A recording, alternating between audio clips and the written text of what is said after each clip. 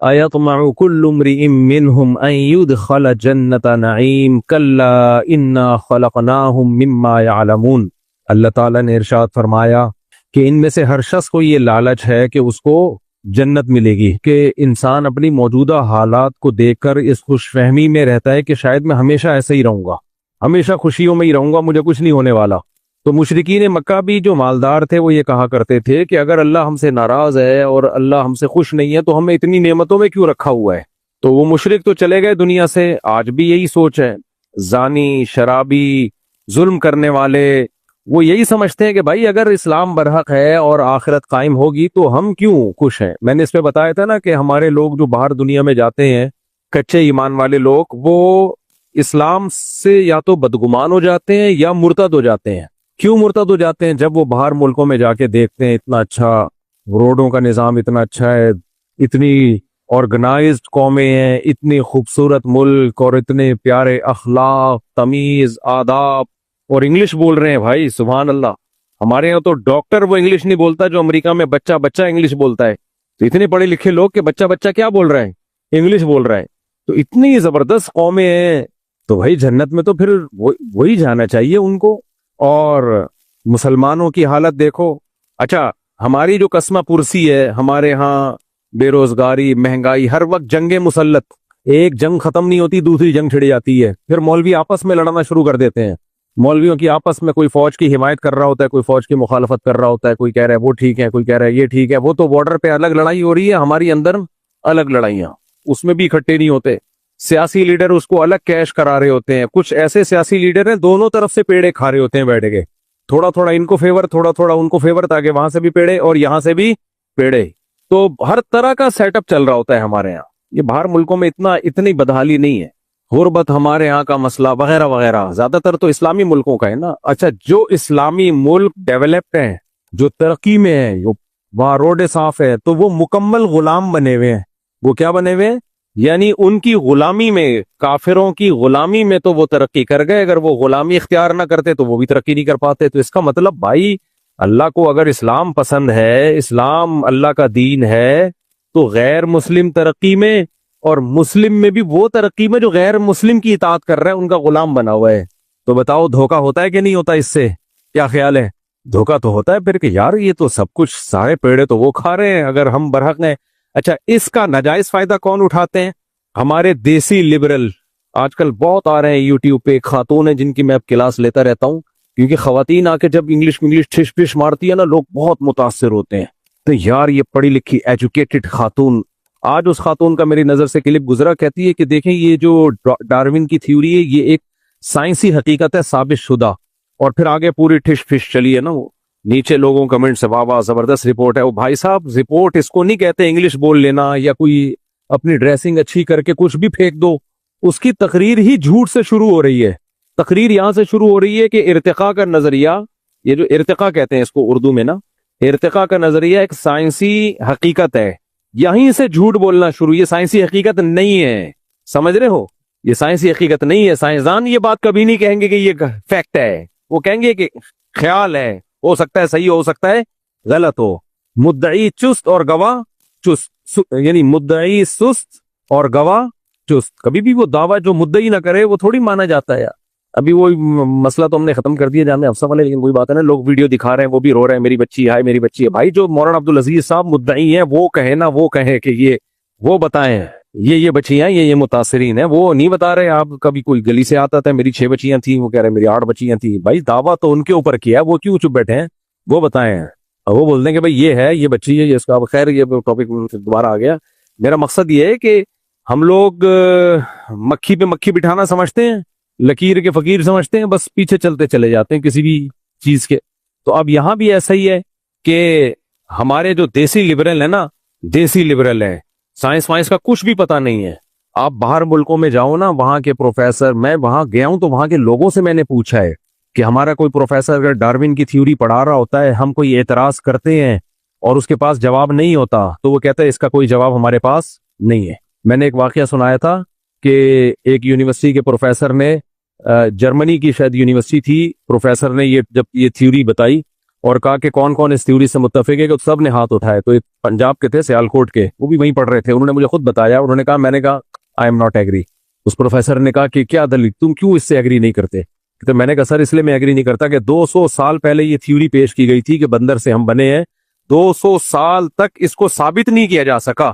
تو کسی کیس جب کوئی مقدمہ چلتا ہے تو 200 سال بہت ہوتے ہیں اس کو ثابت کرنے کے لیے. اگر اب تک ثابت نہیں ہوا تو اس کا مطلب یہ فیکٹ بن ہی نہیں سکتا. کہہ رہا اس نے مجھے اپریشیٹ کیا، ویل ڈن، آپ نے بہت اچھی بات کی. کورٹ میں کیس چلا، جمشید نے میرے 1 لاکھ روپے لیے ہیں. میں نے کورٹ میں دعویٰ کیا. آج وسیم کا فون آیا کہ میرا نام مفتی صاحب لینا چھوڑ دو، میری بہت بدنامی ہو رہی ہے، آپ نے وسیم کے نام سے کوئی ایسی چیز بیان کر دی ہے جس سے میری انسلٹ ہوئی ہے. تو میں نے کہا ٹھیک ہے، آئندہ جمشید کے پیچھے میں پڑوں گا، وسیم کا تذکرہ میں نہیں کروں گا. تو میں نے کہا بلکہ میں نے وسیم کا نام لینا چھوڑ دیا، اب جمشید پہ سیٹ ہو گیا ہوں میں. اب دیکھو جمشید نے مجھ سے 1 لاکھ روپے لیے، میں نے کورٹ میں کیس کیا، اس نے 1 لاکھ روپے لیے ہیں. کورٹ کہے گی ٹھیک ہے بھائی، آپ کو تاریخ دی جا رہی ہے اگلے مہینے کی، اب یہ اکتوبر ہے نا، 2025 ہے، تو آپ کو نومبر تک کی تاریخ دی جا رہی ہے، 1 نومبر تک آپ گواہ پیش کر دیں، کوئی ویڈیو ریکارڈنگ وغیرہ پیش کر دیں تو ہم ٹھیک ہے مان لیں گے. آپ نومبر میں بھی نہیں لے کر آئے، تلاش کرتے رہے، ریسرچ کرتے رہے، لوگوں سے پوچھتے رہے، بہت تحقیق کر لی. نومبر، دسمبر، جنوری 2025، 2026، 2000 گزر گیا، 150 سال لگ گئے، 200 سال لگ گئے، عدالت مر گئی، دوسرا جج آیا، حکومتیں ختم ہو گئی، نئی حکومت آ گئی. 250 فرض کرو اللہ نے آپ کو زندگی دی اتنی لمبی، 400 سال گزر گئے، 500 سال گزر گئے، نیا جج آئے گا، بولے گا خدا کے بندے دفع ہو جا، اٹھا کے نا کیس ایسے نکالے گا، منہ پہ فائل مارے گا. ابے 200 سال سے تیرے باپ دادے مقدمے لڑتے آ رہے ہیں، کوئی تیرے کو گواہ ملا نہیں ہے، کیس کیا ہو گیا؟ خارش. جمشید مر گیا، صحیح ہے نا، جمشید کے بچوں پہ کیس چل رہا ہے، بچوں کے بچوں پہ کیس چل رہا ہے. فرض کرو آپ بھی مر گئے، آپ کے بچوں نے آپ کا کیس اٹھایا، 200 سال کے بعد جج کیا کہے گا؟ اٹھائے گا اور فائل منہ پہ مار کے کہے گا نکل یہاں سے، اپنا بھی ٹائم ضائع کر رہا ہے، ہمارا بھی ٹائم ضائع کر رہا ہے. 150-200 سال پہلے، ویسے تو یہ تھیوری بہت پہلے سے، اور یہ پہلے مسلمان بھی پیش کر چکے ہیں، پتہ ہے آپ کو، یہ جو ڈارون کی تھیوری ہے یہ انگریزوں کی پیش کردہ نہیں ہے، یہ پہلے مسلمانوں میں بھی کچھ اٹھے ہیں جنہوں نے یہ باتیں کی ہیں کہ شاید ایسے ہوا ہو، مے بی ہو سکتا ہے. کہ بہت سے لوگ پیش کر چکے ہیں، لیکن جتنے پاورفل اسٹائل میں ڈارون نے پیش کی تھی، اتنے پاورفل اسٹائل میں کسی اور نے پیش نہیں کی. تو 150-200 سال ہو گئے، اور اتنا اس پہ ریسرچ، اتنی ریسرچ، سوائے 2-4 چیزوں کے نا کوئی بیس نہیں ہے. وہ 2-4 چیزیں کیا ہیں کہ ہم دیکھتے ہیں کہ ہماری باڈی میں کچھ تبدیلیاں آتی ہیں ماحول اور انوائرمنٹ کے اعتبار سے، تو اس کا مطلب باڈی اپنے آپ کو ماحول کے حساب سے ایڈجسٹ کرتی، یہ ایک فیکٹ ہے. لیکن اس فیکٹ یہ تو خدا کی قدرت ہے کہ اللہ نے انسانیت کی نسل کی بقا کے لیے یا جانوروں کی نسل کی بقا کے لیے ان میں فلیکسیبلٹی رکھی ہے، لچک رکھی ہے کہ وہ ماحول کے حساب سے اپنے آپ کو چینج کرتے ہیں، ایڈجسٹ کرتے ہیں. آپ کو پتا ہے جن علاقوں میں بہت کم پانی ہوتا ہے نا، ریگستانی علاقے، ان کی باڈی کو زیادہ پانی چاہیے ہی نہیں، ان کی باڈی اس حساب سے سیٹ ہو چکی ہے. اور جن علاقوں میں آبشاریں، پانی کے چشمے، ان کی باڈی میں پانی کی کمی کا خطرہ زیادہ ہوتا ہے، انہیں پانی نہ ملے. ایک ڈاکٹر کی میں نے رپورٹ دیکھی، بڑے اچھے ڈاکٹر ہیں، انہوں نے بتایا کہ دو یعنی پرندوں پہ تجربہ ہوا، کچھ پرندوں کو بہت پانی پلایا گیا، کچھ پرندوں کو آہستہ آہستہ کہ بس مرے نہیں، ایسے ماحول میں رکھا گیا، اتنا پانی پلایا گیا ان کو. جب تحقیق کی تو جن کو کم پانی پلایا گیا تھا ایک طویل عرصے تک، ان میں پانی کی کمی نہیں تھی، اور جن کو بار بار پانی پلایا گیا ہے، بار بار پانی پلایا گیا ہے، ان کو تھوڑا سا پانی جب کم کیا گیا ان کی باڈی میں پانی کی کمی ہو گئی.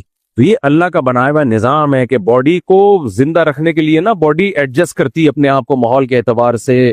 لیکن میرے بھائی اس پہ کتنا بڑا مفروضہ قائم کر لینا کہ ایک سیل دنیا میں آیا، پھر اس نے ماحول کے حساب سے ایڈجسٹ ہونا شروع ہوا، اس میں ماحول کے حساب سے آنکھیں نکل کے آ گئیں، ڈیجیٹل کیمرے فٹ ہو کے آ گئے، ناک نکل آئی، زبان نکل آئی، دانت نکل آئے. یہ بہت بڑی پھینکنے والی بات ہے، اور یہ کبھی بھی قابل قبول نہیں ہے کوئی اتنا بڑا سائنٹسٹ یہ بات کر لے. نا ایسا ایوالو ہو کے آنکھ، ناک، کان کروڑوں خربوں سال میں بھی نہیں ہو سکتا، امپاسبل. اور مرد الگ بن رہا ہو، عورت الگ بن رہی ہو، اور دونوں کا ملاپ سے بچہ پیدا ہو رہا ہو، اور ملاپ کا مقصد اپنی خواہش پوری کرنا ہو، اس کے نتیجے میں قدرت یہ کام لے رہی ہے کہ نسل بڑھ رہی ہے. یہ سمجھ میں آنے والی باتیں نہیں ہے. میں بار بار یہ ڈارون پہ رد کیوں کرتا ہوں؟ دیکھو نبی صلی اللہ علیہ وسلم اور صحابہ کرام کی سیرت، پچھلے پیغمبروں کی سیرت میں ہمیں کیا بات ملتی ہے؟ انہوں نے وقت کے بتوں کے خلاف آواز اٹھائی ہے. کیا خیال ہے؟ نوح علیہ السلام جب آئے انہوں نے کہا یہ ود، سوا، یغوث، یعوق، نصر، یہ 5 بت ہیں، ان کو چھوڑ دو. 950 साल उन बुतों के पीछे पड़े रहे हैं। क्यों?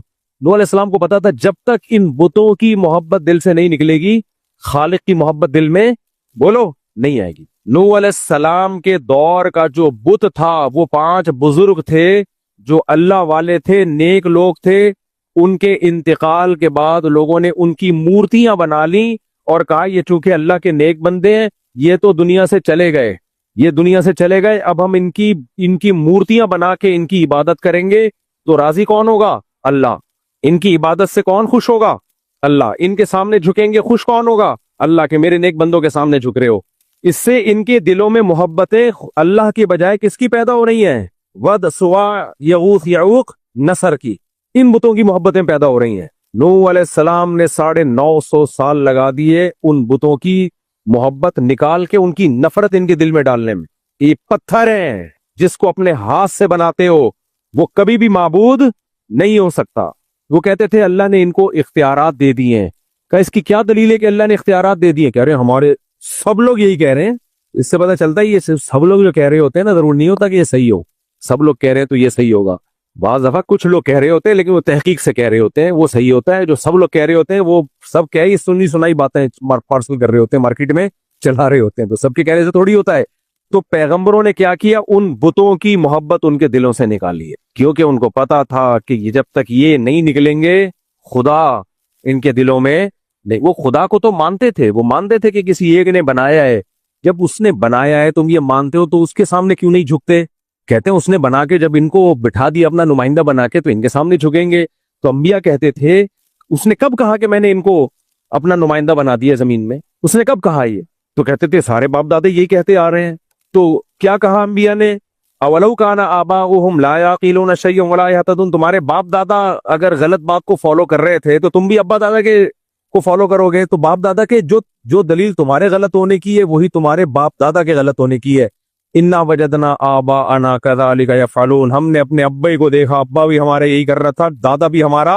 ये उस जमाने की बात थी। अच्छा, पहले लोग ना बाप दादा का तस्करा करते थे क्योंकि जब तक इंसान फितरत पे था ना, बाप को फॉलो करता था, दादा को फॉलो करता था।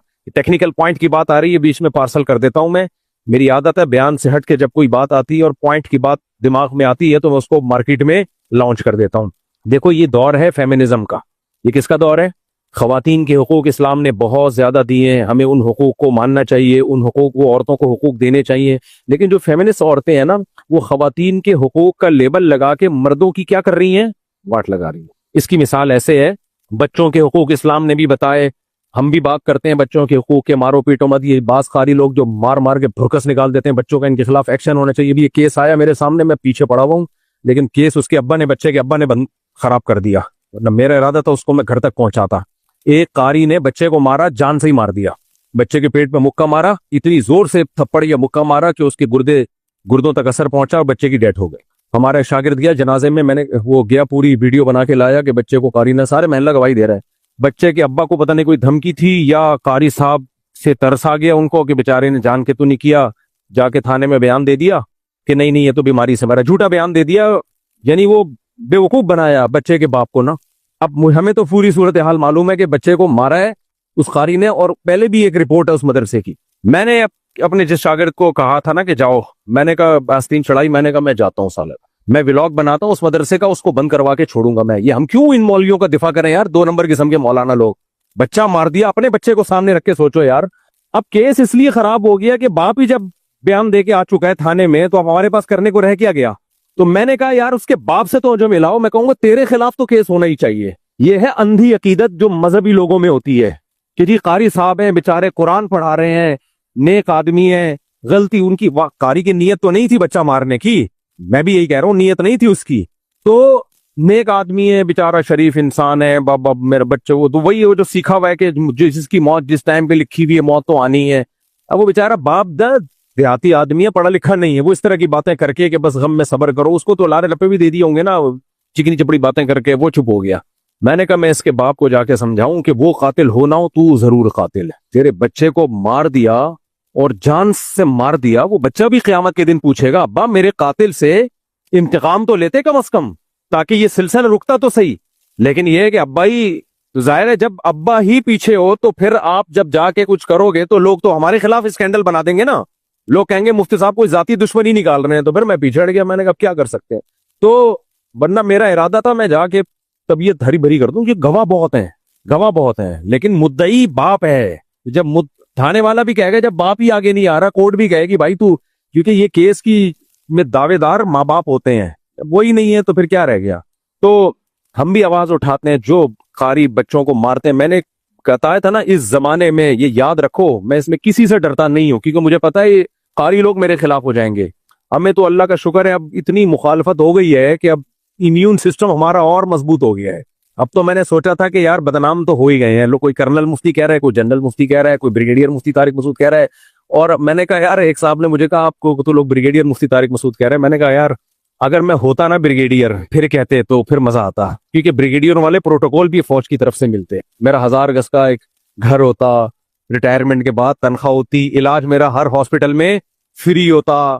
کیا خیال ہے, لقب مل گیا بریگیڈیئر والا, لیکن جو بینیفٹس مل رہے ہیں وہ انڈا موڑ والے مل رہے ہیں. بینیفٹس مل رہے ہیں وہ کون سے مل رہے ہیں, انڈا موڑ والے مل رہے ہیں. کوئی پروٹوکول نہیں ہے. تو دوسری بات یہ کہ جو کرنل بریگیڈیئر میرا نام رکھا ہوا ہے, میں ان کا شکریہ ادا کرتا ہوں کہ فوج میں تو ISS بھی کلیئر کر کے بریگیڈیئر کرنل بنتے ہیں. فوج میں کیپٹن اور میجر کی ڈیوٹی بہت سخت ہوتی ہے.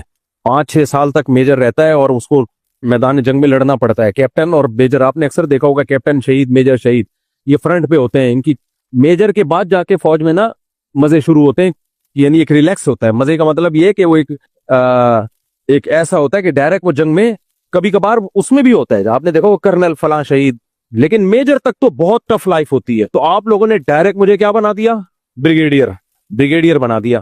تو اس سے فوجیوں کا اعتراض ہوگا کہ ہم نے اتنی محنتیں کر کے بریگیڈیئر بنے ہیں یار, تم نے مفتی طارق مسعود جس نے ابھی تک فوکس شادیوں کو اور بچوں کو کیا ہے, اس کے بعد تم نے اس کو بریگیڈیئر بنا دیا.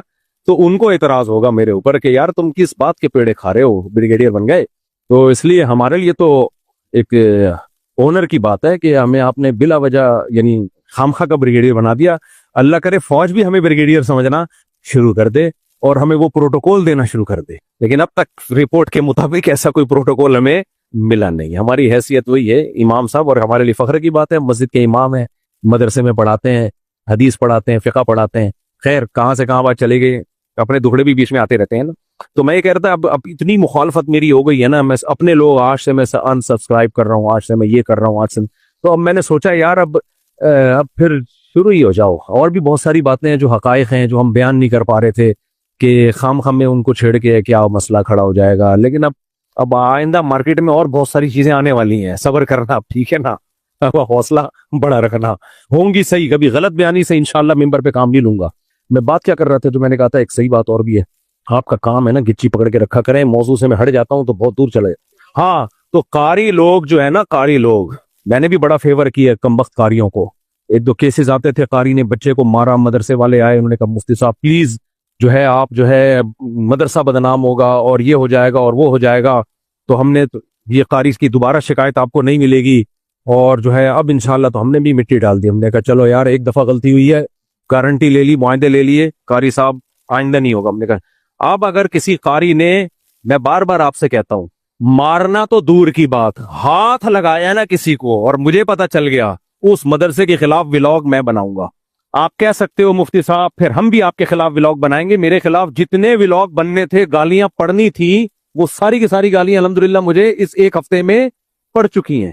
تو اس سے میرا امیون سسٹم بوسٹ کر گیا ہے, ٹھیک ہے نا. دیکھو جب آپ کی مخالفت ہوتی ہے نا, یا تو آپ ڈپریشن میں چلے جاتے ہو یا آپ مخالفت سننے کے عادی بن جاتے ہو. آسان مثال سے بات سمجھاؤں گا آپ کو. جب کوئی بیماری آتی ہے, ڈاکٹر سے پوچھیں آپ, ڈاکٹر آپ کو بتائیں گے جب آپ بیمار ہوتے ہو نا, تو یا تو آپ بیماری میں مر جاتے ہو, معذور ہو جاتے ہو یا مر جاتے ہو, یا آپ کی باڈی اس بیماری کو ٹھیک کر دیتی ہے. پھر وہ والا وائرس آپ پہ جتنی دفعہ بھی اٹیک کرے آپ پہ اثر نہیں ہوتا. اس لیے جن بچوں کو زندگی میں کبھی غم نہ ملا ہو نا, وہ بہت خطرناک زندگی ہوتی ہے ان کی. اگر کہیں بھی ان کو تھوڑا سا غم ملے وہ ڈپریشن میں چلے جاتے ہیں. باہر ملکوں میں بچوں میں دماغی ہیلتھ کے مسئلے غریب ملکوں سے زیادہ ہیں. پتہ ہے آپ کو یہ بات؟ جن ملکوں میں ترقی ہے, مجھے یاد ہے امریکہ سے ایک صاحب کے بیٹی کے لیے رشتہ آیا, لڑکا بالکل ینگ تھا, تو اس لڑکی کے ابا نے مجھ سے رابطہ کیا کہ آپ ذرا امریکہ جاتے رہتے ہیں, اس علاقے کے لوگوں سے پتہ کریں. میں نے اچھا, میرے ذہن میں فوراً یہ تھا کہ بچہ بھی لونڈا لپاڑا نیا نیا بالکل जवान हुआ है तो कोई मेंटली हेल्थ का मसला ना हो उसके साथ, क्योंकि बच्चों में मेंटली हेल्थ तरक्की याफ्ता ममालिक में बहुत मसाइल है। लेकिन मैंने ये बात जबान से नहीं की, मैंने किसी से कहा कि यार किसी उन्होंने बेटा तुम जरा लड़के की तहकीक करो, तो अमेरिका में हमारे दोस्त ने कहा कि मुफ्ती साहब वो जिस लड़के के बारे में आपने कहा ना कि वो पंजाब की लड़की है, पंजाब में हमारे कोई रिलेटिव है, उनके लिए रिश्ता भेजा था, तो आपने जो पंजाब में किसी लड़की के बारे में बात की है तो वो लड़का के मैं तहकीक करता हूँ। मैंने कहा तहकीक कर लें, कोई पान गुटके चोरी चक्के। तो उन्होंने कहा यार मुस्लिम यहाँ मेंटली हेल्थ का मसला है, बाकी तो कोई पान गुटके कोई नहीं खाता। मैंने कहा यार मेरे जहन में भी यही था कि दिमाग आड़ा तिरछा ना हो, ये सेट। मैंने कहा जो मेरे दिमाग में बात थी बिल्कुल वही बात। मैं नहीं कह रहा अमेरिका वाले पागल होते हैं, अच्छे भले नेक लोग हैं, मैं जिनसे भी मिला हूँ सब फिटफाट माशाल्लाह, लेकिन ये एक हकीकत है कि जो तरक्की याफ्ता ममालिक हैं उनके बच्चों में दिमागी हेल्थ के इश्यूज गरीब मुल्कों से बहुत ज्यादा हैं, क्योंकि उनको नेचुरल लाइफ नहीं मिलती। गरीब मुल्क में बच्चा बाप के ताने भी सुनेगा, ताने पहले तो पैदाइश पे ताने सुनेगा, वो पैदा हुआ क्यों इतनी महंगाई में, समझ रहे हो। अमेरिका में बच्चा पैदा हुआ, मिठाइयाँ खुशियां। हमारे यहाँ पैदा हुआ, सबसे पहले सास ताना देगी अपनी बेटी को, कमबख्त दो थे भी, तीसरा तुझे पैदा करते हुए शर्म नहीं आई, अपने मियाँ को बोल बस कर, वो बेवकूफ है, तू तो बेवकूफ नहीं है। ये बच्चा सब चीजें क्या हो रहा होता है, सुन रहा होता है कि मेरी पैदाइश पे ऊपर ऊपर से मिठाई बांटी जा रही है, पब्लिक खुश नहीं हो रही। और बेटी पैदा हो गई वो तो बेचारी वैसे ही, बच्ची पैदा हो गई, रिश्ते कहाँ से होंगे, ये वो है जी जहालत। फिर जो खवातीन आएंगी माँ से मिलने के लिए वो ताने दे रही होंगी, बहन तो बच्चे तुम्हारे हो तो गए थे, अभी तुम्हें तीसरे की मुफ्ती साहब के बयान सुनती हो क्या है? उनके 19 हैं, उनके पास तो डॉलर आ रहे हैं। ऐसे फजूल फिजूल बात है, उनके पास तो डॉलर आ रहे हैं, उनके तो देखो कभी जापान जा रहे हैं, कभी अमेरिका जा रहे हैं, तुम कहाँ, तुम कभी औरंगी टाउन तो तुमसे जाया नहीं जाता, पैसे नहीं होते तुम्हारे पास रक्षे के।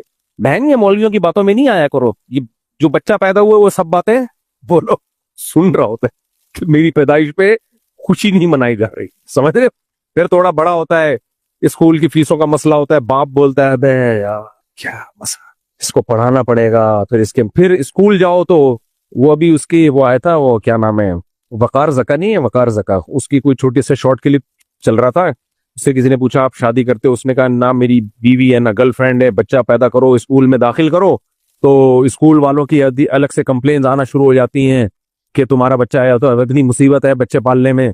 तो वाकई स्कूल से कंप्लेन आना शुरू, आपका बच्चा पढ़ नहीं रहा बगैर, तो हम अस्तगफिरुल्लाह, यानी हमने तुम्हारे पास जो फीसें दी हैं इसलिए थोड़ी है कि तुम हमें बताओ कि नहीं पढ़ रहा। हम नहीं पढ़ाना होता तो घर में बिठा के नहीं पढ़ा लेते। स्कूल में आप फीसें भरो, बच्चा फेल होगा तो टीचर डांटेगा किसको, माँ बाप को, कि तुम निगरानी नहीं कर रहे थे, तुम पढ़ा नहीं रहे थे, तो तुम क्या कर रहे थे भाई। नहीं आ रही मेरा ख्याल है बात। आपका बच्चा होमवर्क नहीं करता, आपका बच्चा पढ़ाई पे तवज्जो नहीं दे रहा, तो कमबख्तो तुम्हारे पास 6 घंटे हमने बिठाया इसलिए कि तुम तवज्जो दिलाओ इसकी, करना सारे काम घर में ही है, तो तुम पेड़े खाने के लिए यहाँ तुमने बच्चा रखा हुआ है। यहाँ पे ये हालात चल रहे हैं स्कूलों के, बहुत बड़ा बिजनेस है भाई। जब चली गए तो फिर सबके खिलाफ बनाए ना, फिर क्या ख्याल है, क्या ख्याल है भाई। मैं तो सोच रहा हूँ फिर अब खुल गए तो ऐसी की तैसी। खैर, तो वो स्कूलों में जो धंधे हो रहे हैं, चंद स्कूल हैं वो कोशिश कर रहे हैं पढ़ाने की, पढ़ाए उनसे भी नहीं जा रहा है, लेकिन कोशिश कर रहे हैं वो भी कमबख्त सेलेक्टेड बच्चों को रखते हैं, बहुत ज़हीन और जो पहले से पढ़े लिखे हैं, उनको पता होता है कि इनको थोड़ी सी पॉलिश करनी पड़ेगी, बाकी ये बेड़ा पार। आप क्या कर, मदारिस की ये खूबी है, कौम के पस्त तरीन बच्चों को लेके उस पर मेहनत करते हैं, ये दीनी मदारिस की बहरहाल एक खूबी है, पस्त तरीन लोगों को हीरा बना के निकालते हैं। और ये बड़े बड़े जो स्कूल है ना ठेश पेश चल रहे हैं, ये पस्त तरीन लोगों पे मेहनत नहीं करते, ये उन्हीं लोगों पे करते हैं जो पहले से पढ़े लिखे खानदानों से चले, यार उनको पता है इन पे मेहनत नहीं करनी पड़ेगी, रिजल्ट अच्छा आएगा तो हमारी नेकनामी होगी। खैर, तो अब जो बच्चे बिल्कुल ऐसे माहौल में पले हो, कभी डांट ना सुनी हो, कभी चीखो पुकार घर में ना देखी हो, तो उनमें बर्दाश्त की ताकत क्या हो जाती है, खत्म। मुझे याद एक वाकया, हम किसी फ्लैट में थे तो पड़ोस में ना कोई चीखने की आवाज आई, तो पता चला कि जी वो एक बच्ची डिप्रेशन में चली गई, एकदम कांप रही है। तो बहुत पुराना वाकया है। हमने कहा ये हुआ क्या, उन्होंने कहा कि इस बच्ची ने कभी ऊंची आवाज में बात नहीं सुनी है, तो कहीं झगड़ा हो गया, किसी और के यहाँ मिलने आई हुई थी अपनी माँ के साथ, तो जिनके आई हुई थी उनके कोई झगड़ा हो गया, ऊंची आवाज से बात, तो बच्ची डिप्रेशन में चली गई। और मैंने कहा ये सोसाइटी में सरवाइव कैसे करेगी भाई, ये ऊंची आवाज सुन लिया तो एकदम से वो कह रही है, कभी सुनी नहीं, इतने पोलाइट किस्म का खानदान, पता नहीं कहाँ से जापान से बनवाया था स्पेशल ऑर्डर पे उन्होंने ऐसा खानदान। तो हर चीज ना बैलेंस अच्छी होती है, हर चीज क्या होती है, एतदाल, तभी बच्चों पे मोहब्बत भी हो, थोड़ी सख्ती हो। हमारे दोस्त हैं ऑस्ट्रेलिया में, ऐसा ना ऑस्ट्रेलियन गवर्नमेंट उनके खिलाफ कंप्लेन कर दे, जब ऑस्ट्रेलियन गवर्नमेंट अगर कहेगी तो मैं कहूंगा मैंने इनकी बात ही नहीं की, मैंने तो किसी और की बात कर रहा था।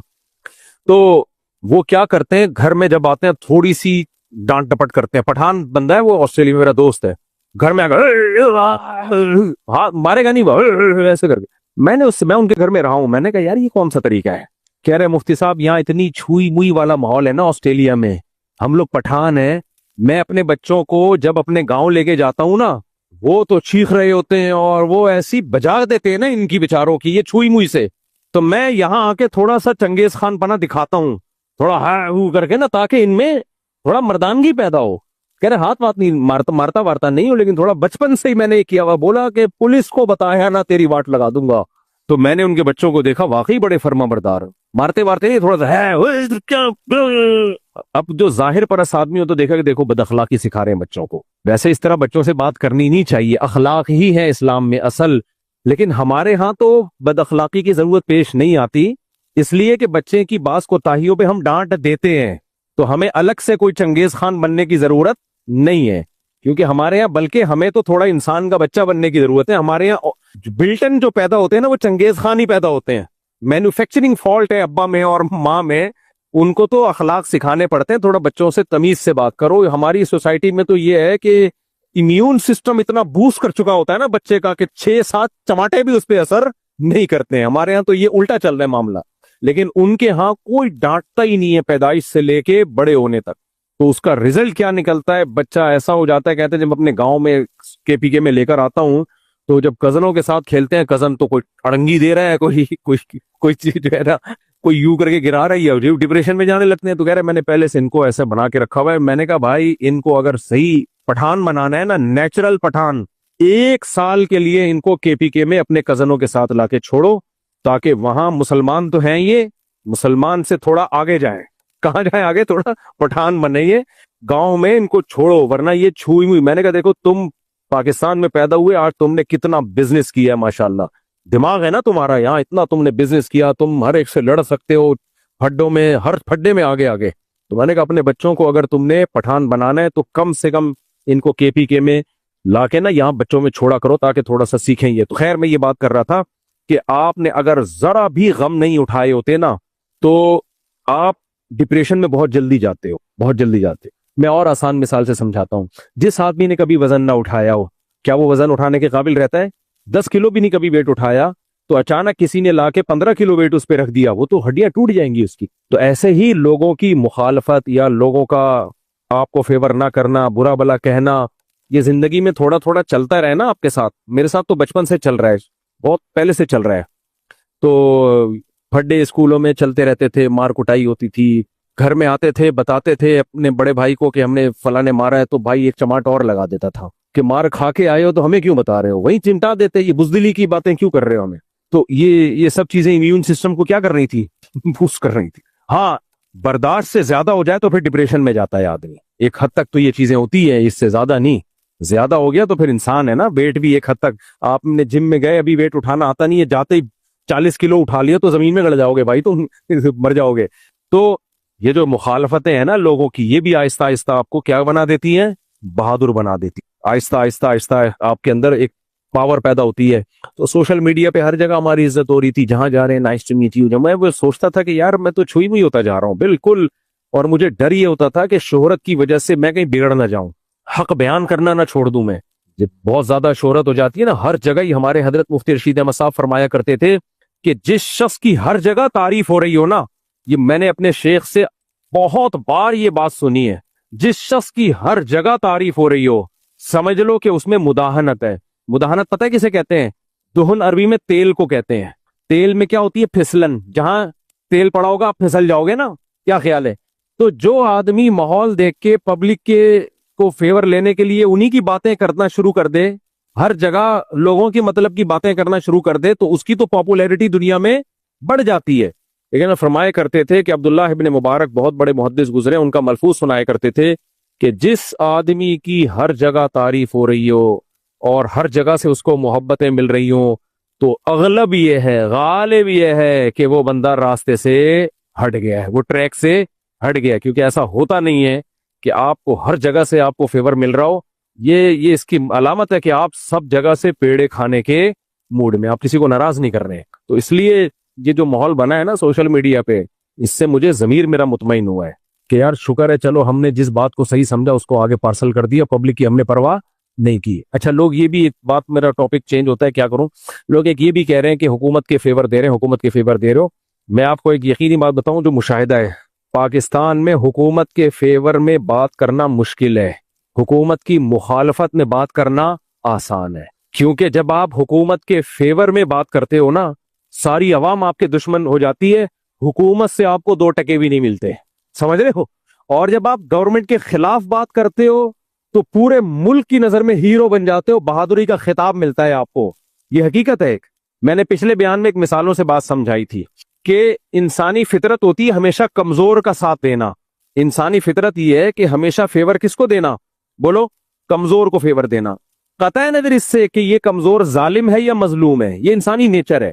کیوں نیچر ہے, کیوں؟ میں نے ایک مثال سے بات سمجھائی تھی کہ ایک ڈھالے والا بائک والے کو مار دے اور غلطی بائک والی کی ہو تو لوگ پکڑتے کس کو ہیں, ڈھالے والے کو, حالانکہ غلطی کس کی ہے, بائک والے کی. آپ نے اکثر دیکھا ہوگا روڈوں پہ حکومت اور عوام ایک دوسرے کے خلاف ہوں اور اس میں حکومت صحیح ہو, فرض کرو, اور ہمیشہ حکومت ٹھیک نہیں ہوتی ہے, فرض کرو حکومت ٹھیک ہو, لیکن جتنے صحافی ہیں وہ فیور کس کو دیں گے, پبلک کو, کیونکہ کمزور کون ہوتا ہے, پبلک. طاقت کس کے پاس ہوتی ہے, حکومت کے پاس ہوتی ہے. یہ پتہ ہے کیوں کرتے ہیں لوگ, کیونکہ کمزور کو جب آپ فیور دیتے ہیں تو اس سے میسج یہ جاتا ہے کہ آپ طاقتور سے ڈرتے نہیں ہو. جیسے بائک والے کی غلطی تھی, ڈھالے کے آگے آ گیا اور گر گیا, خود ہی گھسائے غلط ٹریک پہ. اکثر بائک والے خود ہی تلاش کر رہے ہوتے ہیں کدھر جا کے پھٹنا مناسب رہے گا. ہاں میں نے تو خود بائکیں چلائی ہیں, میں نے اتنی بائکیں چلائی ہیں آپ کی سوچ ہوگی. GTO 125 جو کاواساکی تھی وہ چلائی ہے بہت زیادہ, اور ہونڈا 125, یہ جو ہونڈا 125 ہے نا, CG 125, یہ اور GTO کاواساکی 125, یہ دونوں بائکیں میں نے چلائی نہیں ہے. چلانے کا لفظ ہلکا ہے, اتنے کلومیٹر چلائی ہے کہ میں کسی کو بتاؤں تو لوگ مانتے نہیں ہیں. ایک تو مجھے یاد ہے 30,000 کلومیٹر میں کمپلیٹ کر چکا تھا بائک پہ. 30,000 کا مطلب ہے کہ زمین کے چکر لگا لو آپ اس میں. تو اتنا, کیونکہ میری بہت لمبی ڈرائیو تھی تو مجھے پتا ہے کہ بائکوں والے مظلوم کتنا بنتے ہیں. ہم بھی ایسے ہی چلاتے تھے یوں یوں کر کے. کئی دفعہ تو میں گرا ہوں, کئی دفعہ مرتے مرتے بچا ہوں میں, واللہ کا شکر ہے بچ گیا. ایک دفعہ تو مجھے یاد ہے, ایک ٹرک والا ٹرک اڈے پہ, ٹرک اسٹینڈ, یہاں سے میرا روز گزر ہوتا تھا. اب دیکھو, جب آپ نے ٹرک کو اوورٹیک کرنا ہے رائٹ سائڈ سے اوورٹیک کریں نا, لیکن ہمیں یہ لگتا تھا ہم ادھر سے گھوم کے گئے تو اتنے کلومیٹر گویا ہمارا سفر لمبا ہوا, لیکن کچھ بھی نہیں ہو رہا یار, 1 میٹر بڑھ جائے گا. بائک والا ہمیشہ گھسے گا لیفٹ سائڈ سے, ہم بھی گھسنے لگے پہ ادھر سے کون جائے. اب اس کا جو گلاس ہوتا ہے نا ٹرک والے کا, وہ اتنا اوپر تھا, ٹریلر نہیں ہوتا یہ جو, اس کو نیچے اتنا ہی, بائک والا تو نظر ہی نہیں آ رہا, اس کو تھوڑی نظر آئے گا. جب بالکل آپ قریب پہنچ جاؤ گے وہ تو پیچھے کا دیکھ رہا ہے نا. اب میں اتنے قریب پہنچ چکا تھا, CG 125 تھی میرے پاس, اس نے جب گاڑی ٹرن ماری ہے نا تو میں اس کے ٹائر کے نیچے آنے والا تھا. میں نے زور سے چیخ ماری ہے, وہ شکر ہے اس کا شیشہ کھلا ہوا تھا, وہ چیخ کی آواز گئی ہے اندر, اور اس نے بریک لگائی, جھانک کے دیکھا اس نے باہر, تو حضرت اقدس بریگیڈیئر مفتی طارق مسعود صاحب شہید ہوتے ہوتے بچ گئے.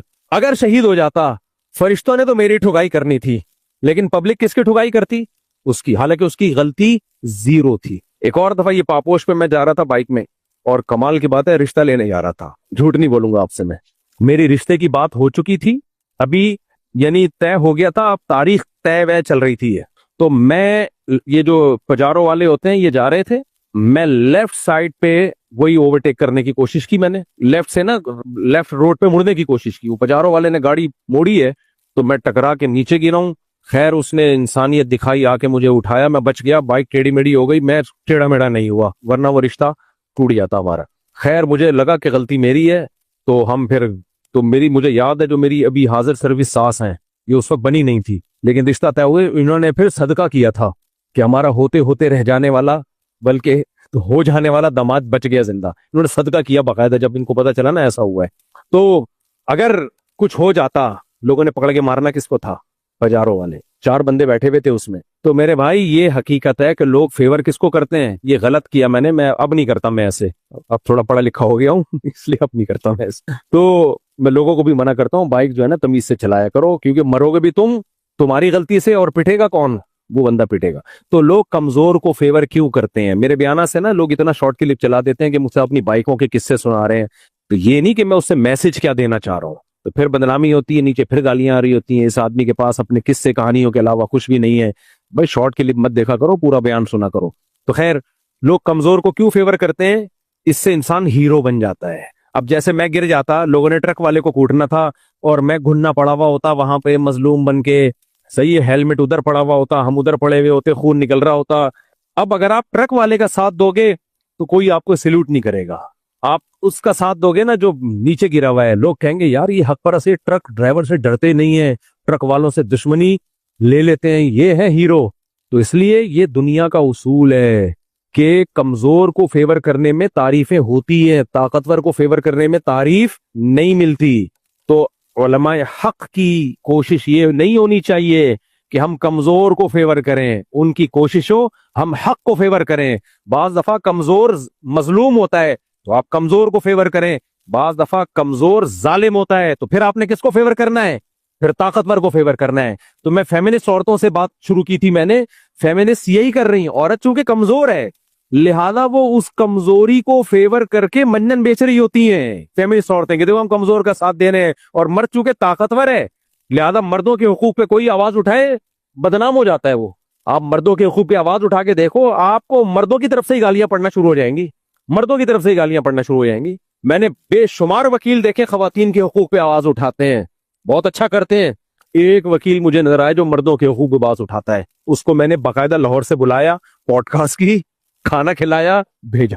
میں نے کہا ٹھیک ہے خواتین کے حقوق پہ بھی آواز اٹھانی چاہیے, ہماری بھی بہن بیٹیاں ہیں بھائی, ہماری بھی مائیں ہیں, ہمیں خوشی ہوتی ہے کوئی عورت کے حقوق پہ آواز اٹھائے, لیکن اٹھانے والے بہت ہیں آواز عورت کے حقوق پہ, مردوں کے حقوق پہ آواز اٹھانا یہ جگر کا, کیونکہ آپ کو کوئی فیور نہیں ملے گی. تو اس لیے میرے بھائی یہ جو ہم نے بات کر دی نا ابھی, جو جامعہ افسر کے ٹاپک پر سب عوام کی مخالفت کر لی, بزدلی نہیں ہے, اٹ از کالڈ بہادری. ٹھیک ہے, یہ بزدلی ہوتی تو ہم پبلک کا فیور لے رہے ہوتے اور ہم بھی وہی بات کرتے, ہیرو بن جاتے ہم. یہ کوئی بات نہیں ہوتی ہے. اور سچ جو ہے نا, سچ کے پاؤں مضبوط ہوتے ہیں, بالآخر جیتتا کون ہے؟ سچ. میں نے یہ مخالفت نے پہلے بھی لی ہوئی ہے. کورونا کے دنوں میں مجھے یاد ہے میرا پہلا بیان آیا تھا, کورونا ایک بیماری ہے اور دنیا میں پھیل گئی ہے, اتنی مخالفت ہوئی ہے. لوگوں نے کہا ہیں تو یہ جامعۃ الرشید والے نا, ہیں تو سرکاری ٹٹو, سرکاری پٹھو, یہ وہی بات کریں گے جو سرکار ان کو سکھائے گی. میں بیانات دے رہا تھا بھائی ہمیں سرکار نہیں سکھا رہی, پورا گروپ ہے ڈاکٹروں کا, واٹس ایپ پہ گروپ بنے ہوئے ہیں, اس میں پوری دنیا کے ڈاکٹر ہیں, جو داڑھیوں والے, پگڑیوں والے, شلواریں ان کی ٹخلوں سے اوپر, بغلے میں جھانک نہیں سکتا تھا لیکن مجھے یقین تھا کہ بغلے بھی صاف ہوگی ان کی. ایسے تہجد گزار ڈاکٹر ہیں, وہ یہ کہہ رہے ہیں کہ یہ وائرس ہے. اب قطع نظر سے کہ یہودیوں نے پھیلایا, عیسائیوں نے پھیلایا, دنیا نے پھیلایا, اس کے ہمارا کیا لینا دینا, بیماری تو ہے نا جس نے بھی پھیلائی ہو بھائی. ہم نے یہ بات کی, اتنی مخالفت کہ ہیں تو سرکاری ٹٹو, ہیں تو سرکاری پٹھو, بات تو وہی کریں گے جو سرکار کہہ رہی ہے. ابے سرکار نہیں کہہ رہی, ہمیں ڈاکٹر کہہ رہے ہیں اور ہم ڈاکٹروں سے ملے ہیں. کچھ لوگوں نے کیا کہا, لیکن جو ہمارے علاوہ جو لوگ تھے نا, مذہبی لوگ, ان کی باتیں کیا تھیں, ہے ہی نہیں یہ بیماری, یہ پروپیگنڈا ہے, کوئی بیماری شماری نہیں ہے. اصل میں مقصد مسجدوں کو بند کرنا ہے, مقصد یہ ہے, مقصد حج پہ پابندی لگانی ہے, مقصد یہ. ہم نے جو پہلے دن بیان دیا تھا, اینڈ تک اسی بیان پہ ہم رہے. ساری دنیا آ گئی اس پر, لیکن کسی نے پھوٹے منہ ایک دفعہ یہ نہیں کہا کہ جامعۃ الرشید یا مفتی طارق مسعود نے پہلے دن جو بات کی تھی اب تک اسی پہ اور وہی صحیح ہے.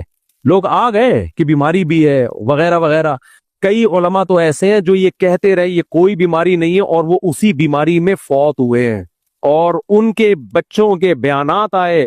لوگوں نے کہا تم تو ابا تمہارے کہتے تھے یہ کورونا کے نام پہ ڈھونگ رچایا گیا ہے, ڈاکٹری رپورٹ تو کہہ رہی ہے کہ تمہارے ابا کورونا میں گئے ہیں. ان کے بچوں کے, ان کے ریلیٹیو کے بیان ہے, نہیں یہ پروپیگنڈا ہے ہمارے ابا کے خلاف, یہ کورونا میں نہیں گئے. میں ان سے پرسنل ملا, انہوں نے کہا کورونا میں گئے ہیں, لیکن میڈیا پہ ہم یہ بیان نہیں دے سکتے کیونکہ ابا نے مخالفت ہی نہیں کر دی تھی کورونا کی, کیونکہ اب انا کا مسئلہ بنا لیا تھا نا. تو جب آپ جھوٹ بولتے ہو نا, وہ جھوٹ پھر آپ کی انا کا مسئلہ بن جاتا ہے. اس لیے شروع میں ہی نا کوئی ریسرچ اور تحقیق کر کے بات کیا کرو, تو اینڈ تک اسی بات پر آپ قائم رہو گے. درجنوں ہمارے اکابر علماء ایسے ہیں, ان کے اخلاص پہ شک نہیں ہے ہمیں, مخلص تھے وہ, لیکن انہیں تحقیق نہیں کی. ہر چیز کو فوراً سازش قرار دینا یہ ہمارا مینٹیلٹی بن چکی ہے. تو انہیں تحقیق نہیں کی اور وہ بس کورونا ہے. پھر جب مان لیا نا کہ کورونا ہے تو پھر اس پہ بات چلی بھائی ویکسین لگوا لو. پھر پروپیگنڈا, فلاں کی جگہ ویکسین لگی تھی وہ مر گیا, فلاں جگہ ویکسین لگی تھی وہ مر گیا. اب یہ ویکسین کے نام پہ چپیں داخل کر رہے ہیں. چپ ہمارے خون میں کیا جا رہی ہے؟ चिप, ताकि आपकी लोकेशन, कल कोई मौलवी साहब से कोई मिलके आया, हमें बता रहा था कि मैं एक मदरसे में गया, उन मदरसे वालों ने कहा तुम कहाँ गए थे, हमने कहा जामिअतुर रशीद। कह रहा है जामिअतुर रशीद ऐसा इदारा है, तुम जब एंट्री मारते हो ना, तुम्हारी पूरी बॉडी स्कैन होती है, सारा डाटा जीएचक्यू चला जाता है तुम्हारा। मैंने कहा ऐसा तो जीएचक्यू में जाने से नहीं होता भाई। और ये आलिम दीन ये बातें कर रहे हैं, बुजुर्ग बातें कर रहे हैं। तो भाई इसलिए हम कहते हैं बुजुर्गों से दीन सीखो भाई, बाकी कोरोना बुजुर्गों का काम नहीं है, बुजुर्गों का टॉपिक नहीं है यार। सियासत भी बुजुर्गों का टॉपिक नहीं है। सियासत में वो बात करे जो अंदर घुस के किसी चीज की तहकीक करके आया हो, चाहे बुजुर्ग हो, चाहे डॉक्टर हो, चाहे आलिम हो, कुछ भी हो। जब आपने तहकीक की है तो बात करें, नहीं है तो खामोशी। मैंने कितने टॉपिक पर सियासत पे, मैं बहुत सारी चीजों पे नहीं बोलता, क्यों? तो भाई मेरी तहकीक नहीं है, खत्म। हर चीज में मेरा बोलना जरूरी थोड़ी है। लोगों ने बताया जलसे में इतने बंदे मार दिए, आप बयान दो। मैंने कहा मेरी तहकीक नहीं है इतने मारे हैं कि नहीं मारे। कह रहे हर सहाफी बोल रहा है। भाई सहाफी तो बोलते हैं, वो तो पब्लिक फेवर चाहिए सहाफियों को, हो सकता है सच बोल रहे हो। लोगों ने कहा उन सहाफियों के खिलाफ बयान दो। मैंने कहा मैं कैसे बयान दूं, हो सकता है सच बोल रहे हो। तो मैंने हर चीज में थोड़ी टांग अड़ानी है। हाँ, अगर कोई रिपोर्ट आ जाएगी, मुस्तनद खबर आएगी, फिर हम बात देंगे। तभी आपने देखा होगा मैं जल्दी बयान नहीं देता मुख्तलिफ टॉपिक्स पर, क्योंकि हम ये गलतियां पहले कर चुके हैं। तो अब क्या है कि वो बुजुर्ग बेचारे कोरोना के खिलाफ बोलते बोलते खुद कोरोना में, फिर जब कोरोना को मान लिया ना कि है बीमारी, फिर वैक्सीन के लिए तैयार नहीं। फिर डॉक्टर कह रहे हैं ये एहतियात करो, एसओपीज वगैरह, ना ना ना। कहवे आना शुरू हुए मार्केट में, कहवे। एबटाबाद में एक हकीम साहब करोड़ों रुपए कमाए उन्होंने एक कहवे से। कोरोना के दिनों में बेचा सना मक्की और कुछ ऐसे थे। हदीसें चलना शुरू, हदीस में आता है कलौंजी में हर बीमारी से शिफा है, सना मक्की एक बूटी है उसमें हर बीमारी से शिफा है। भाई अगर हदीस का ये मतलब है तो फिर अब तक कहाँ सोए हुए थे आप? फिर हकीम साहब को भी चाहिए ना, हर मंजन कलौंजी से ही बनाए वो, क्या ख्याल है? हदीस बरहक है लेकिन उसका ये मफहूम नहीं है। फिर हम लोगों से बहस कर रहे हैं। भाई डॉक्टर जो बता रहे हैं, हकीमों की तो कोरोना पे तहकीक ही नहीं है। पूरी दुनिया के साइंसदान डॉक्टर सर जोड़ के बैठे हुए, और यहाँ एबटाबाद का और अंडा मोड़ का हकीम बताएगा यार तुम्हें? उसकी तहकीक ही नहीं है। नहीं जी, होम्योपैथिक डॉक्टर भी आ रहे हैं, ये पुड़िया खा लो एकदम जड़ से खात्मा। भाई इसकी करोड़ों अरबों रुपए, मैं डॉक्टरों से मिलता था, और वो डॉक्टर जो दीनदार हैं, पढ़े लिखे हैं, तबलीग में वक्त लगे हुए हैं उनके, कोई मुफ्ती तकी साहब से बैत है, कोई किससे बैत है, वो कह रहे हैं भाई अभी तक हमें भी पूरी तहकीक नहीं हुई है इस बीमारी की, इसमें दुनिया सर तोड़ के बैठी हुई है, जैसी कोई रिसर्च आएगी हम रखेंगे। और इधर जाओ केवल हकीम साहब क्लिनिक खोल के बैठा हुआ है। अबे मैं तो पहले से जानता हूँ इस बीमारी को, ये कोई मसला थोड़ी है। पहले तो मान नहीं रहा था बीमारी है, अब मान गया। अदरक का कहवा, नुस्खे देखे, अदरक का पाउडर बनाए, लहसन ले, लहसन 2 फिटकियां लहसन की, 3 फिटकियां उसकी, उसका कहवा बनाए, पिए, गारंटी के साथ। जितने कीड़े हैं, मैं कहता था सबसे पहले तू अपने कीड़े मार। जो तहकीक का कीड़ा है ना, ये उन कीड़ों से, कोरोना के कीड़े से ज्यादा। मैं भी बेवकूफ बनाऊं, आप क्या समझ रहे हो? मैं भी इतनी बातें कर रहा हूं, मैं खुद बेवकूफ बनाऊं।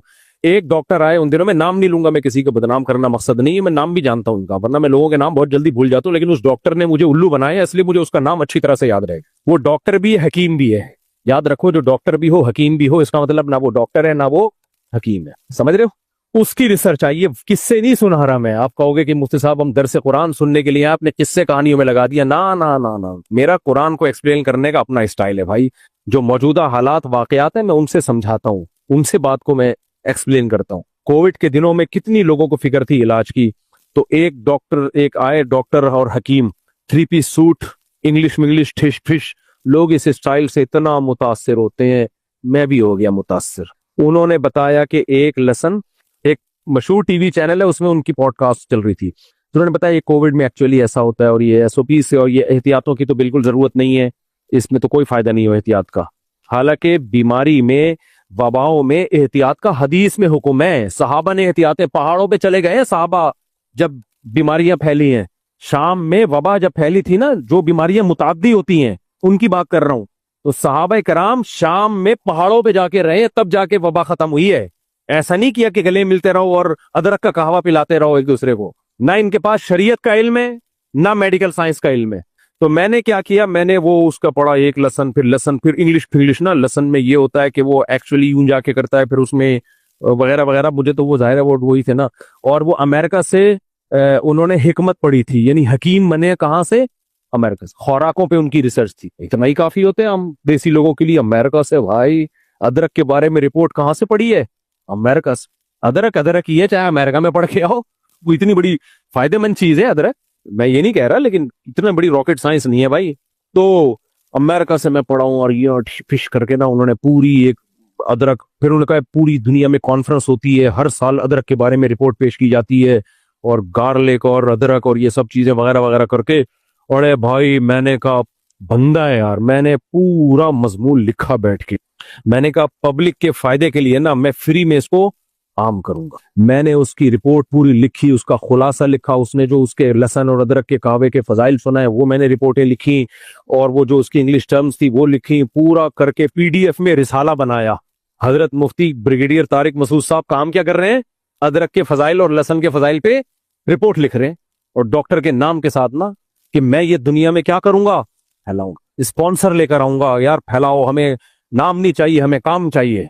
पता नहीं, शुक्र है अल्लाह ने मुझ पे बहुत बड़ा फजल किया। मैंने 2-3 डॉक्टरों को मैंने कहा पहले एक दफा भेज दो, और हकीम और कुछ डॉक्टर जो मेरे जानने वाले, एक बड़े डॉक्टर हैं, बड़ी रिसर्च है उनकी, उन्होंने कहा ये कहा किसने मुफ्ती साहब, मैंने उस डॉक्टर का नाम बताए, सब ये बहुत बड़ा फेंकू है। इत्तेफाक से उसके क्लास फेलो निकले।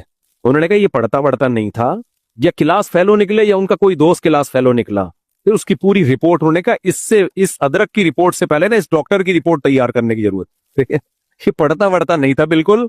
तो फिर अमेरिका चला गया, तो वहां कुछ 6-7 महीने का इसने छोटा मोटा कोर्स कर लिया, तो एक छाप लग गई कि अमेरिका से पढ़ के आया है। उन्होंने कहा अमेरिका में भी बड़ी बड़ी फिल्में पड़ी हुई हैं, ये नहीं कि जो अमेरिका से आ गया तो पता नहीं क्या है वो, उसके कोई यहाँ पूछ नहीं रहा होता, उसका तो इधर मंजन बिकता है। फिर उन्होंने मुझे पूरी तफसील बताई। मैंने कहा शुक्र है यार अल्लाह ने बचा लिया मुझे, मैं तो पूरा इसको फैलाने वाला था दुनिया में।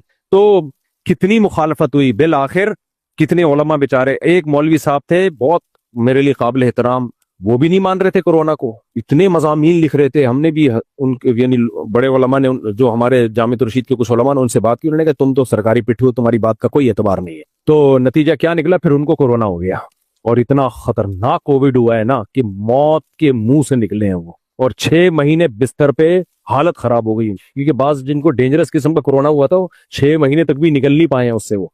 उसके बाद फिर उनसे किसी ने कहा कि हजरत वो जो हकीमों के कहवे आपने पिए हैं, तो उन्होंने, जिस हकीम ने उनको कहवे बताए थे ना, हालांकि बड़े परहेजगार हैं, कभी गाली नहीं देते वो, उन्होंने ऐसी गाली मुंह से निकाली है ना, इतनी मोटी गाली। उन्होंने कहा इस बेगैरत ने कहवे पिला पिला के मेरा बेड़ा गर्क कर दिया, ब्लड की जगह कहवे घूम रहे हैं ब्लड के अंदर, इतने कहवे पिलाए इसने। तो फिर नहीं आया हॉस्पिटल में मुझे बचाने के लिए। इसलिए मेरे भाई जामित रशीद, ये मंजन जो पब्लिक में बिक रहा होता है ना, इस मंजन को नहीं मानता है। तो मंजन बेच दुनिया में बहुत चल रहा है। आवाम को मुखलिस होती है आवाम, मैं ये नहीं कह रहा कि आवाम 2 नंबर होती है, मुखलिस होती है, लेकिन प्रोपेगंडे में बहुत जल्दी आती है आवाम, चाहे वो मजहबी लोगों का प्रोपेगंडा हो, चाहे वो सियासी लोगों का प्रोपेगंडा हो। इसी तरह फौज के भी प्रोपेगंडे होते हैं, ये नहीं कि फौज पे दूध से धुली हुई है, लेकिन प्रोपेगंडा ही होता है, उससे कभी भी मुतासिर ना हुआ करो। खैर, मैं अपने असल टॉपिक की तरफ आता हूं। तो मैं ये अर्ज कर रहा था कि जैसे फेमिनिस्ट खवातीन क्या करती हैं, चूंकि औरत को अल्लाह ने कमजोर बनाया है ना, तो उसकी कमजोरी से उसको पता है कि इनके हक में हम जब आवाज उठाएंगे तो लोग हमें फेवर करेंगे। इंसानी नेचर है, अच्छी बात है। औरत के हुकूक की तो सबसे पहले इस्लाम ने इसीलिए तो आवाज उठाई कि औरत को हुकूक मिलते नहीं थे। लेकिन पता है क्या है, वो इस लेबल लगा के उन्होंने क्या कर दिया, मर्दों की ऐसी की तैसी कर। अदालतों में अब मर्दों को देखो जो जलील हो रहे हैं, जो मैं बताता रहता हूँ क्या हालत हो गई है। तो बैलेंस बात होती है। ये मौजू पता नहीं कहां से आया था, मैं जो नुक्ते की बात आई है वो जरा जल्दी से बता दूं। बैलेंस बात पता है क्या है, इसी तरह माँ के हुकूक बहुत ज्यादा बयान किए जाते हैं, करने चाहिए, लेकिन भाई बाप के हुकूक भी हैं। कुछ चीजों में अल्लाह ने बाप को सुपीरियर रखा है, माँ को कम रखा है। कुछ चीजों में माँ को ज्यादा, बाप को कम रखा है। आप जब मर जाते हो, आपकी विरासत में माँ का ज्यादा हिस्सा है या बाप का ज्यादा हिस्सा है? बोलो। बाप का हिस्सा डबल है माँ की निस्बत। हर चीज में अगर माँ का हक ज्यादा होता तो इस्लाम माँ को दुगना हिस्सा देता, बाप को आधा। लेकिन इस्लाम, अगर आपकी विरासत में 90 करोड़ रुपए हैं, मिसाल तो अच्छी देनी चाहिए ना इंसान को, क्या ख्याल है? मैं 90 रुपए भी कह सकता था, क्योंकि बहुत से लोग कहेंगे हमारी पैंट से 90 भी निकल आए ना, तो बटवा पैंट ही मिलेगी विरासत में। तो 90 करोड़ रुपए हैं आपकी विरासत में, तो उसमें और कोई वाली वारिस नहीं है आपका, ना बीवी है ना बच्चे हैं। तो इस्लाम बाप को कितने देता है? 60 करोड़। माँ को कितने देता है? 30 करोड़। क्योंकि हमारे कुछ मजहबी स्कॉलर, कुछ मोटिवेशनल स्पीकर वो इस तरह का बता रहे हैं कि हर जगह ना शरीयत ने विरासत में बाप को बोलो मुकद्दम रखा है। एक बात, नबी सल्लल्लाहु अलैहि वसल्लम से साहबी ने पूछा कि या रसूल अल्लाह, मन अहक्कुन नासी बिहुस्नी खुलुकी, میرے اخلاق کا سب سے زیادہ حقدار کون ہے، کس سے میں سب سے زیادہ اچھے اخلاق سے بات کروں؟ تو ہمارے نبی نے کیا فرمایا؟ مشہور حدیث ہے، صحیح حدیث ہے، امک، سب سے زیادہ تمہارے اچھے اخلاق کا مستحق کون ہے؟ ماں۔ وہاں نبی نے باپ کا تذکرہ نہیں کیا، یہاں کس کو مقدم رکھا جا رہا ہے؟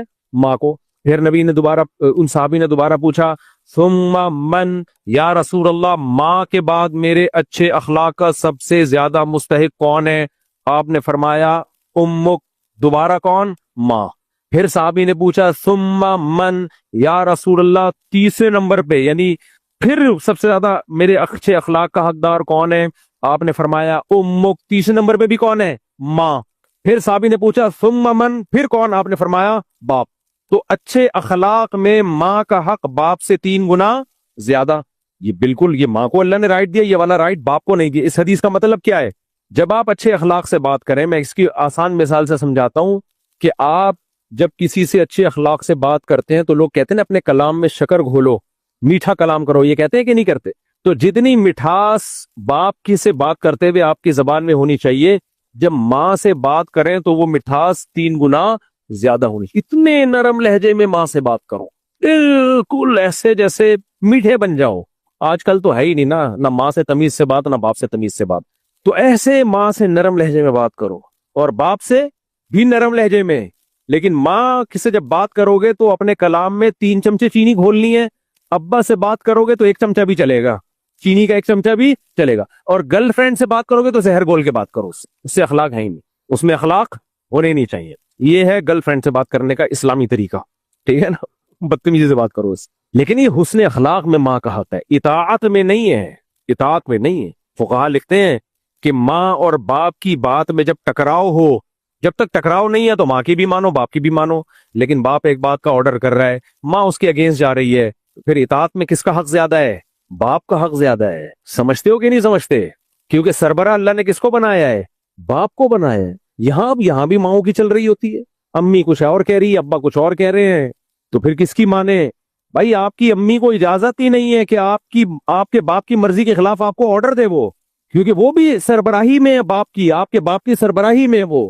جیسے رعایا کو اجازت نہیں ہوتی کہ حکومت ایک قانون بنائے، ایک آرڈر دے اور رعایا اس کے خلاف چلے، تو گھر بھی ایک اسٹیٹ ہے، ریاست ہے، تو گھر کے اندر جو رہنے والی پبلک ہے، عوام ہے، آپ کی اماں سمیت، ان کو اجازت نہیں ہے کہ سربراہ جس کو اللہ نے صدر مملکت بنا دیا گھر کا، چاہے وہ 1 کمرے کا گھر ہی کیوں نہ ہو، تو اماں کو اجازت نہیں ہے کہ صدر مملکت کے خلاف، جمشید کے خلاف کوئی بات کریں وہ۔ لیکن میں نے جہاں یہ بیان کیا ہے، آپ دیکھو انہیں اوٹ پٹانگ قسم کے کمنٹس آنا شروع ہو جاتے ہیں، اور زیادہ تر خواتین کے آ رہے ہوتے ہیں۔ اچھا، خواتین کے فیور میں بیان کرو، مرد کا ایک نیگیٹو کمنٹ نہیں آئے گا، ایک کمنٹ نہیں آئے گا مرد کا کوئی خلاف میں کہ ماشاءاللہ زبردست، ایسا ہی ہونا چاہیے۔ لیکن جہاں مرد کی بات کرو تو پھر خواتین کے کمنٹس دیکھا کرو۔ اب کیا وہ انسان کا بچہ نہیں ہے؟ تمہارے بھی حقوق ہے تو اس کے بھی تو ہیں۔ عورت مرد کا حق جب جانتی ہے جب مرد اس کا بیٹا ہو، جب مرد کیا ہو؟ اس کا بیٹا ہو، اور پھر اس کی بہو اس کے بیٹے کی سن نہ رہی ہو، پھر وہ بتائے گی دیکھو بیٹا اللہ نے مرد کو گھر کا سربراہ بنایا ہے، تم اس کی بات مانا کرو۔ پھر وہ بہو کہے گی کہ یہی اپنے شوہر کو بھی بتا دیتی۔ خیر، تو یہ ٹیکنیکل پوائنٹ کی بات کس نقطے پہ آئی تھی؟ نہیں، میں نے کہا تھا یہ اس بیان کے بیچ میں پوائنٹ کی بات آئی ہے، میں پارسل کرنا چاہتا ہوں، یہ سچ اور جھوٹ کی بات ہے۔ خیر، ہم موضوع کی طرف آتے ہیں، تو خیر میرا مقصد یہ بتانے کا ہے، اسی طرح اور بھی کچھ چیزیں جس میں مرد کو اللہ نے سپیریئر رکھا ہے۔ اسی طرح تعظیم میں، رسپیکٹ دینے میں، ماں کو بھی رسپیکٹ دی جائے گی، باپ کو بھی دی جائے گی۔ لیکن اسلام میں، میرے اپنے بچے بیٹھے ہوئے، بعض دفعہ میرے فضائل چل رہے ہوتے ہیں، میرے بچوں کو پتہ ہی نہیں ہوتا۔ خیر، تعظیم میں یہاں تو کر سکتے ہیں نا، گھر میں یہ باتیں بالکل نہیں کرتا، آپ سمجھ رہے ہیں میں مذاق کر رہا ہوں۔ گھر میں ہم بھی اسی طرح رہتے ہیں جیسے تمہاری 2 ٹکے کی اوقات ہے نا، ہماری بھی وہی ہے، ہماری بھی وہی ہے، سب کی ایک ہی جیسے۔ یہاں بیٹھ کے ہر آدمی کیا ہوتا ہے؟ شیر ہوتا ہے۔ تو تعظیم، رسپیکٹ سمجھتے ہو نا، کسی کو رسپیکٹ دینا، اس میں بھی ماں کو بھی رسپیکٹ دی جائے گی، باپ کو بھی، لیکن اسلام میں باپ کی رسپیکٹ ماں سے زیادہ ہے۔ تعظیم الگ چیز ہے، اخلاق الگ چیز ہے۔ نرم لہجے میں بات میں ماں کا حق زیادہ ہے، لیکن رسپیکٹ میں باپ کا حق ماں سے زیادہ ہے۔ کیوں زیادہ ہے؟ وہی سربراہ کو رسپیکٹ زیادہ دی جاتی ہے، سمجھتے ہو کہ نہیں سمجھتے؟ اسی طرح یاد رکھو، بچوں پہ جو ولایت حاصل ہے، کنٹرول ہے، ولایت سمجھتے ہو؟ تعلیم اور تربیت، اسی طرح ان کی شادی، خاص طور پہ بیٹی کی، تو اس میں بھی شریعت نے ماں کے بجائے ولی کس کو بنایا ہے؟ باپ کو۔ مثال کے طور پر ایک بچی ہے، اس کا نکاح باپ نے کر دیا ایک جگہ اور ماں نے کسی اور جگہ کر دیا، تو شریعت میں ویلڈ کس کا نکاح ہوگا؟ باپ کا کیا ہوا نکاح کو شریعت ویلڈ مانے گی۔ تین ائمہ کے نزدیک تو امام شافی، امام مالک، امام احمد کے نزدیک تو باپ کی مرضی کے بغیر نکاح ہو ہی نہیں سکتا۔